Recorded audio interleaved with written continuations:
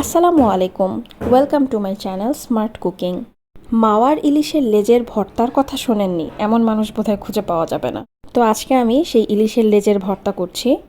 এখানে নিয়েছি 2টা রসুন, একটা পেঁয়াজ আর 2টা শুকনা মরিচ। শুকনা মরিচটা ভেজে গুঁড়ো করে নেওয়া।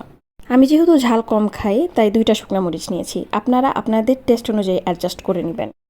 তো নিয়ে নিচ্ছি ইলিশ মাছ। ইলিশ মাছের লেজটা আমি লবণ হলুদ দিয়ে মাখিয়ে রেখেছিলাম, পরে সেটাকে ভেজে নিয়েছি। ভেজে নেওয়ার উদ্দেশ্য হচ্ছে ভিতরে পুরোটা সিদ্ধ করে নেওয়া। তো ইলিশ মাছের কাঁটাগুলো বেছে নিতে হবে খুব সুন্দরভাবে, যেন কোনো কাঁটা না থাকে, তাহলে কিন্তু ভর্তা মাখতে অসুবিধা হবে, খেতেও অসুবিধা হবে। আর এই ভর্তাটা খেতে কিন্তু আসলেই অনেক মজা। আপনারা বাসায় ট্রাই করবেন আর আমাকে কমেন্টে জানাবেন ভর্তাটা কেমন হলো।